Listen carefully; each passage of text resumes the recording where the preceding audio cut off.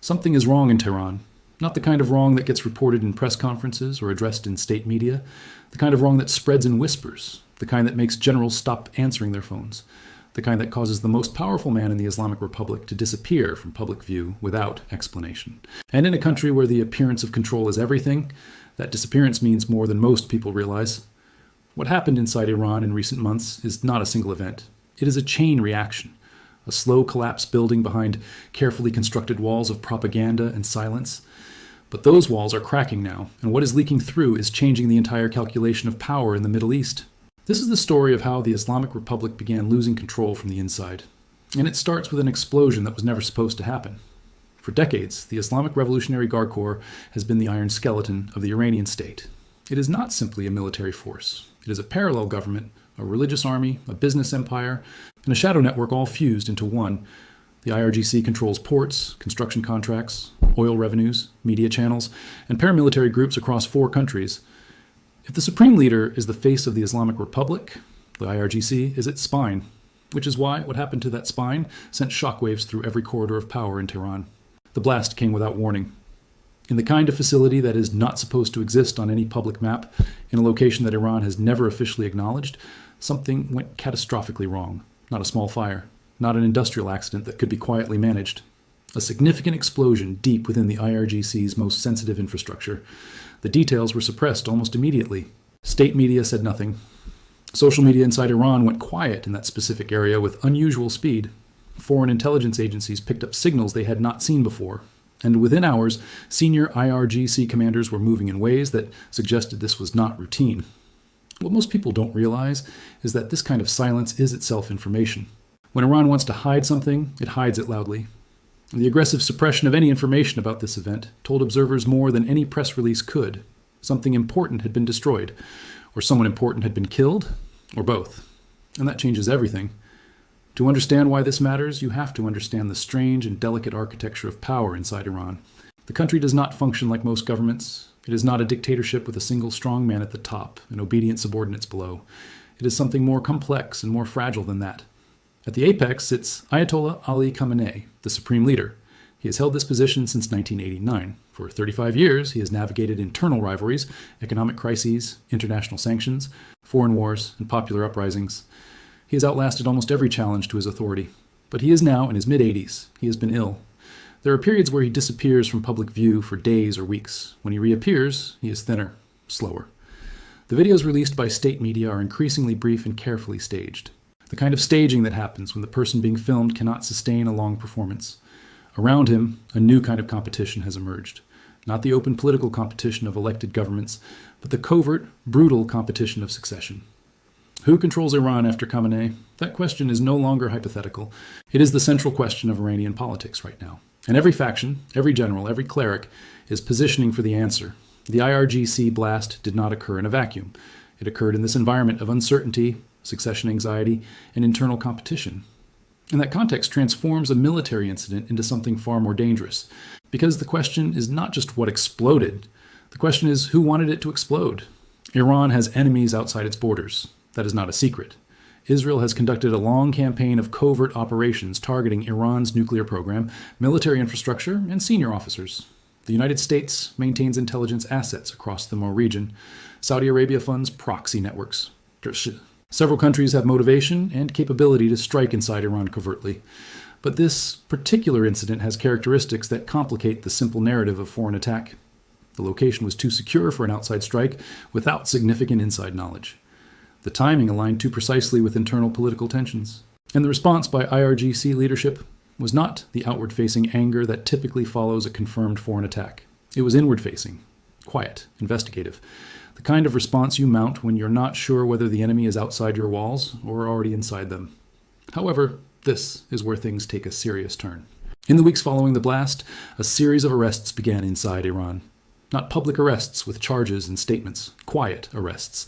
Senior figures within the IRGC disappeared from their positions. Mid-level commanders were rotated out of sensitive assignments without explanation. Intelligence officers who had worked in specific facilities were placed under review. When a security apparatus starts investigating itself, it means one of two things. Either there was a genuine breach and they are trying to find it, or someone in power is using the incident as an opportunity to eliminate rivals by labeling them security threats. In Iran, both things can be true at the same time. This is the environment that Khamenei is now trying to manage. An aging supreme leader, visibly weakening, presiding over a fractured military establishment that is both hunting enemies and hunting each other, while the country outside the palace walls is experiencing something that the regime has never fully recovered from. Because the IRGC blast is not the only crisis. It is the newest layer on top of a crisis that has been building for years. In 2019, the Iranian government raised fuel prices overnight. Within hours, protests erupted across dozens of cities simultaneously. The IRGC and security forces responded with live ammunition. Estimates suggest that between 1,000 and 1,500 people were killed in the crackdown in just a matter of days. The internet was shut down. The world barely noticed because information was so thoroughly suppressed. But the Iranian people noticed. They remembered. In 2022, a young Kurdish Iranian woman named Mahsa Amini was arrested by the morality police for allegedly wearing her hijab incorrectly. She died in custody under circumstances the government claimed were natural. The country erupted. What followed was not just another protest movement, it was a fundamental shift. Women burned their headscarves in the streets. Men stood beside them. Schoolgirls chanted against the supreme leader. Workers went on strike.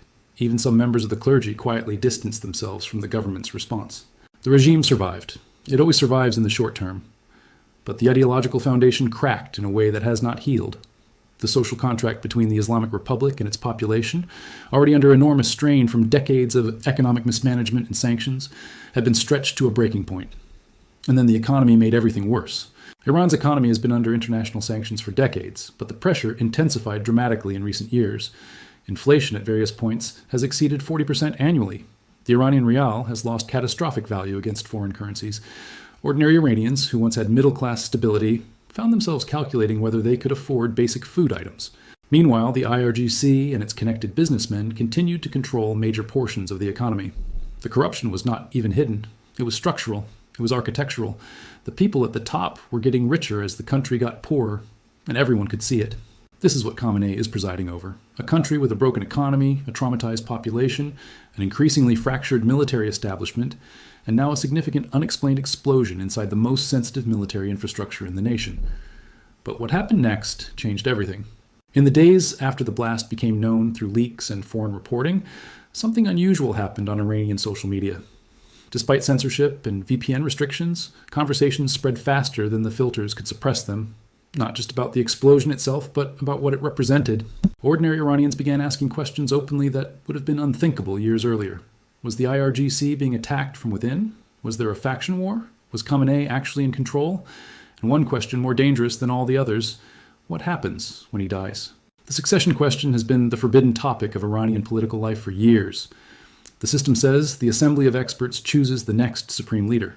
But everyone who understands Iran knows that the real selection happens through backroom negotiations, IRGC influence, and factional maneuvering. The formal process is a theater for what is actually a power struggle. And right now, that power struggle has no clear winner. There are several possible successors. Khamenei's own son, Mojtaba Khamenei, has been quietly accumulating influence for years. He has connections to intelligence services and has positioned himself carefully. But elevating a son to supreme leader would look like the hereditary monarchy that the revolution supposedly destroyed in 1979. It would undermine the ideological legitimacy of the entire system. Then there are figures within the clerical establishment, senior ayatollahs who have the religious credentials to lead, but may lack the political will or IRGC backing to consolidate power in a crisis. And then there is the IRGC itself. The Revolutionary Guard has spent decades building parallel institutions. It has its own intelligence service, its own media, its own economic empire. In a moment of genuine crisis, the IRGC could theoretically move to dominate any succession process, not by naming one of its generals as supreme leader, but by controlling whoever does get named. The blast complicates all of this, because if the IRGC has internal fractures, if different factions within the Guard are genuinely in conflict with each other, then the one institution everyone assumed would hold the country together during a succession crisis may itself be the source of the next crisis. What most people don't realize is that Iran's real danger is not a foreign attack. Iran has survived foreign attacks, sanctions, and international isolation for 40 years. The real danger is a scenario where the internal institutions fail at exactly the moment when stability matters most. And the signals from inside Iran right now suggest that moment may be approaching. Look at the pattern. Senior officials making statements that slightly contradict each other. Military exercises announced and then quietly scaled back. foreign policy positions that shift without clear explanation. These are the kinds of signals that intelligence analysts call incoherence indicators. They suggest that the decision-making center of a government is under stress. In a healthy authoritarian system, these contradictions get smoothed out before they become visible. The fact that they are becoming visible means the smoothing mechanism is failing. There is also the question of what the blast actually destroyed or damaged. The full picture is still unclear, and that lack of clarity is itself deeply revealing. Iran has had military accidents before and has managed the information landscape around them with considerable skill. The fact that this particular incident continues to generate unanswered questions weeks after it occurred suggests either that the damage was more extensive than initially understood, or that the internal investigation has produced results so sensitive that even the normal propaganda apparatus cannot be trusted with the cover story. Both possibilities are disturbing for the regime. Meanwhile, the external pressure on Iran has not relented. The proxy network that Iran built over decades across Iraq, Syria, Lebanon, and Yemen has been under sustained assault. Hezbollah suffered devastating losses. Senior commanders of the Quds Force, the IRGC's External Operations Division, have been killed in targeted strikes. The external arm of Iranian power, which was supposed to create strategic depth and deterrence, has been repeatedly struck in ways that demonstrate the limits of that deterrence. This matters internally because the IRGC's legitimacy within Iran's political structure rests partly on its claim of invincibility and effectiveness. When senior commanders die in strikes that the IRGC cannot prevent or retaliate against meaningfully, that claim begins to hollow out. When the external empire built over decades starts contracting under pressure, the internal justification for the IRGC's enormous resource consumption becomes harder to maintain. The guns and the butter problem reaches Iran in its own specific form. The population is suffering economically, while resources flow to military adventures abroad. That calculation was always politically risky. It becomes existentially risky when the military adventures start visibly failing. However, this is where things take a serious turn. Khamenei understands all of this. He is old and he is ill, but he is not stupid. 35 years of surviving at the top of one of the world's most dangerous political systems requires intelligence and ruthlessness in equal measure. He has watched rivals fall. He has seen what happens to supreme leaders who lose control of their institutions. He watched what happened to the Shah. That lesson never leaves. And so despite the visible weakening, despite the health challenges, despite the succession anxiety swirling around him, Khamenei has been moving carefully to consolidate control before he loses the capacity to do so. The arrests following the blast are likely part of this.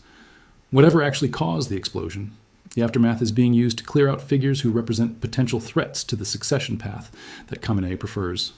This is how authoritarian succession works. You do not simply name an heir, you eliminate the competitors and the institutions that might empower competitors. But this strategy has a dangerous limit. You can only purge so many people from a security apparatus before the apparatus itself becomes unreliable. If the IRGC loses too many experienced commanders through internal purges, the institution that is supposed to guarantee regime stability becomes a weakened shell, a shell that may look strong from the outside, but that would fracture quickly under genuine pressure. And there is an additional dimension that makes all of this even more precarious.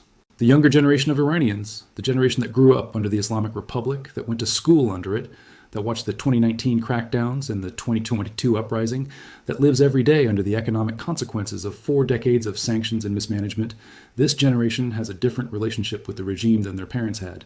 For the generation that made the revolution in 1979, the Islamic Republic was their creation. It carried meaning, identity, and ideological weight, even for those who later became disillusioned. Criticizing it was psychologically complicated, because criticizing it meant criticizing their own choices, their own sacrifice. For the generation born into it, there is no such complication. The Islamic Republic is simply the system they live under.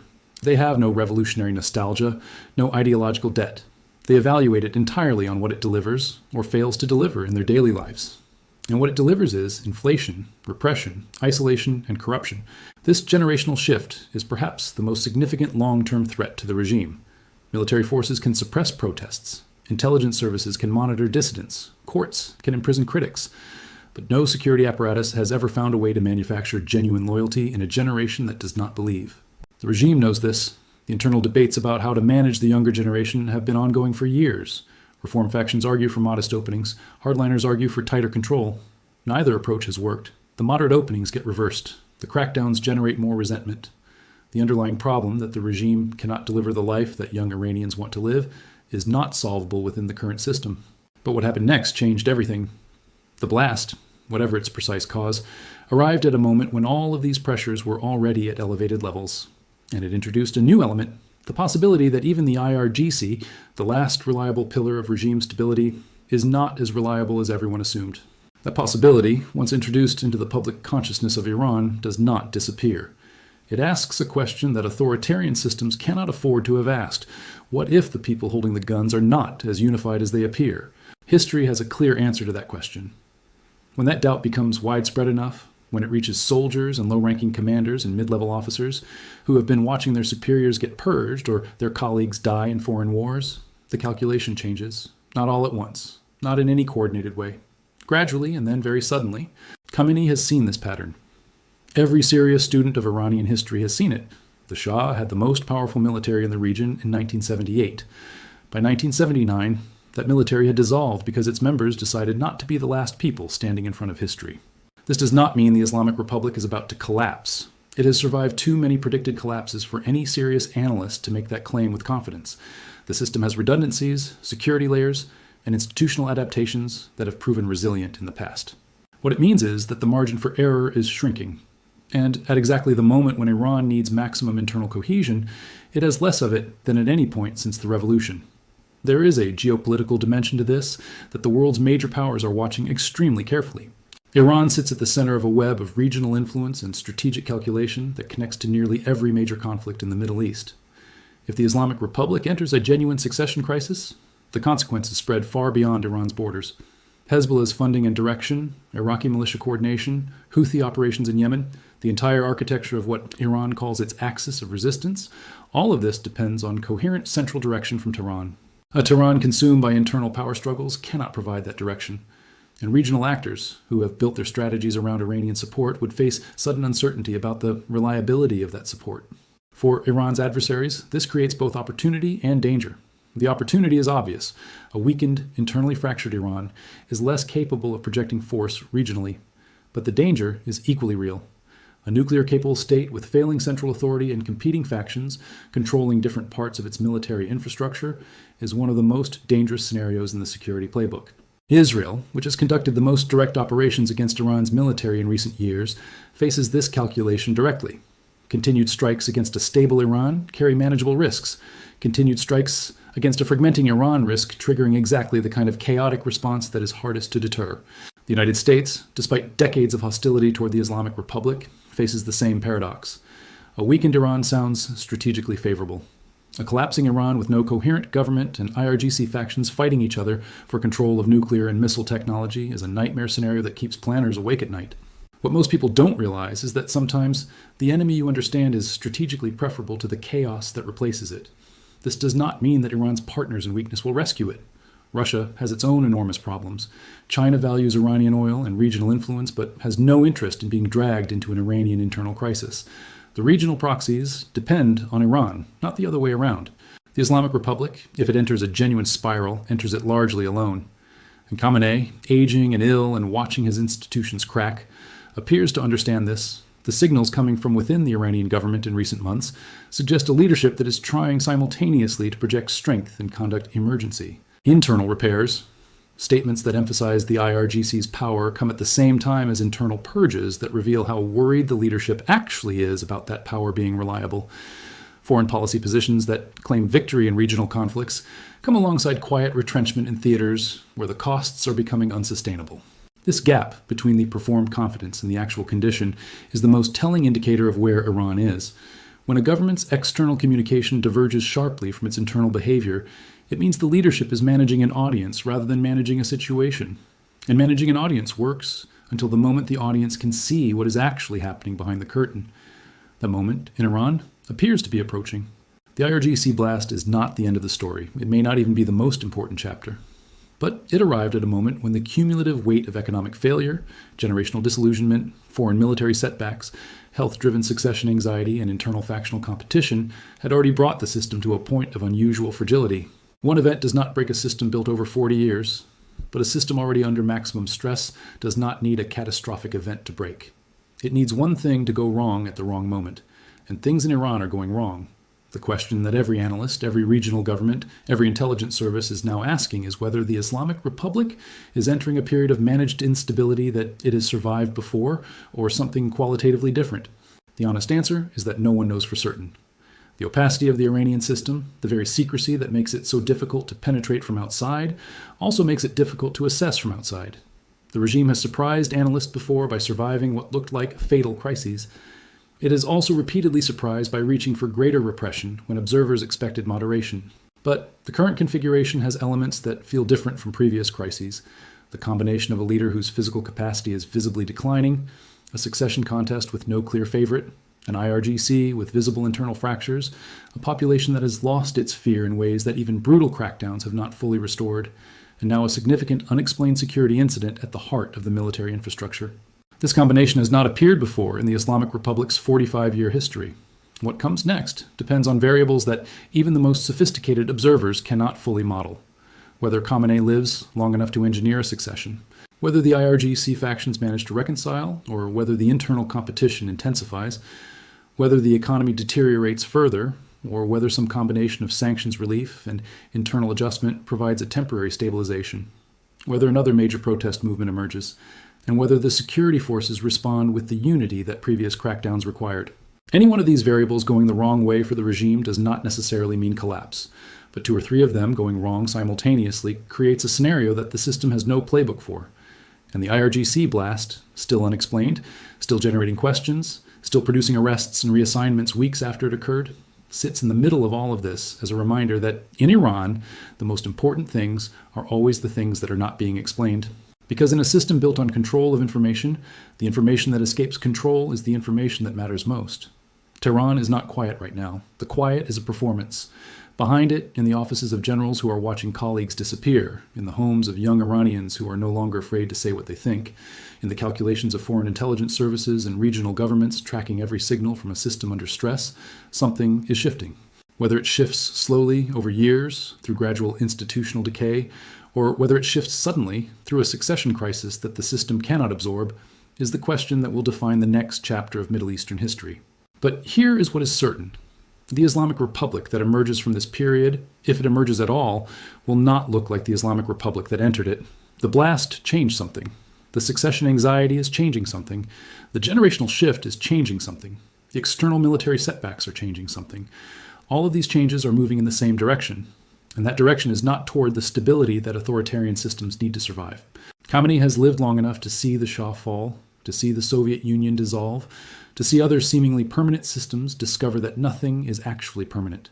He has built his entire career on the belief that the Islamic Republic would be different, that it had found a formula of religious legitimacy, revolutionary fervor, and institutional control that could outlast any challenge.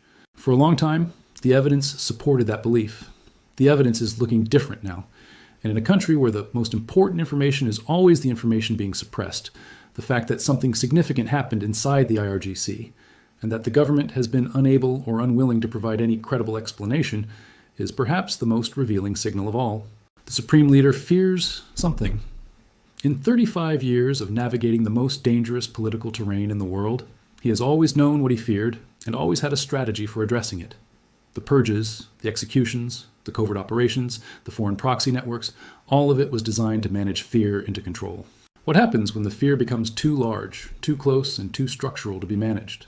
That is the question Iran is living with right now, and the answer, when it comes, will not arrive quietly.